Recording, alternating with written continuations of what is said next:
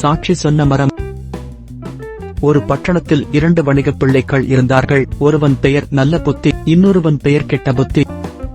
2 பேரும் பணம் சேர்ப்பதற்காக வெளியூருக்கு சென்றார்கள்.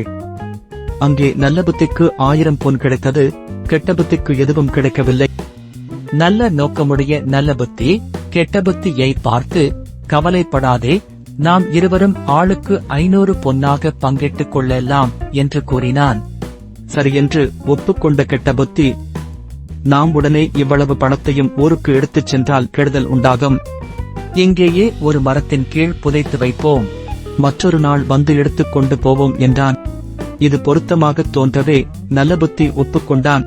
உடனே அங்கொரு மரத்தடியில் பள்ளம் தோண்டி பணத்தை புதைத்து ஓர் அடையாளம் வைத்துவிட்டு இருவரும் ஊருக்குள் சென்றார்கள். கெட்ட புத்தி அன்று இரவே திரும்பி வந்து 1000 பொன்னையும் அடித்துக் கொண்டு போய்விட்டான். சில நாள் கழித்து இருவரும் அந்த மரத்தடிக்கு வந்து பார்த்தார்கள். பணம் காணவில்லை. உடனே கெட்ட புத்தி முந்திக் கொண்டு நல்ல புத்தியை பார்த்து, நண்பா, இப்படி மோசம் செய்யலாமா என்று கேட்டான். நீதான் எடுத்துக்கொண்டு என்னை ஏமாற்றுகிறாய் என்றான் நல்ல புத்தி. இருவருக்கும் சண்டை வந்துவிட்டது.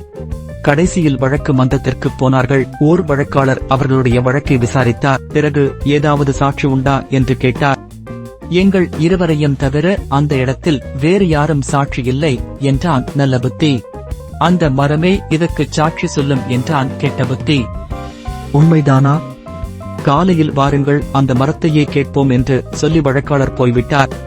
வீட்டுக்கு வந்த கெட்ட புத்தி தன் தந்தையை அழைத்து மரப்பொந்தில் போய் ஒளிந்து கொண்டு மரம் சாட்சி சொல்வது போல் பேசச் சொன்னான்.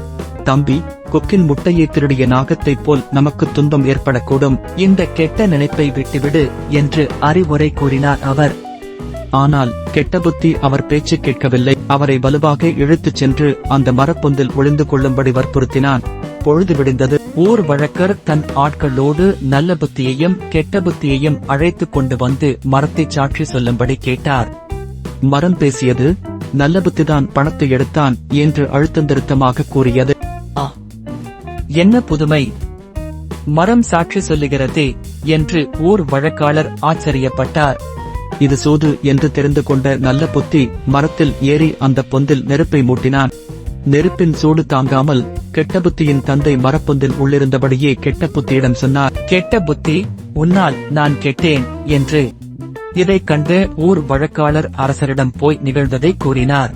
பொன் முழுவதையும் நல்ல புத்திக்கு கொடுக்கும்படி சொல்லி கெட்ட புத்தியை அரசர் சித்திரவதை செய்து கொல்லும்படி உத்தரவிட்டார்.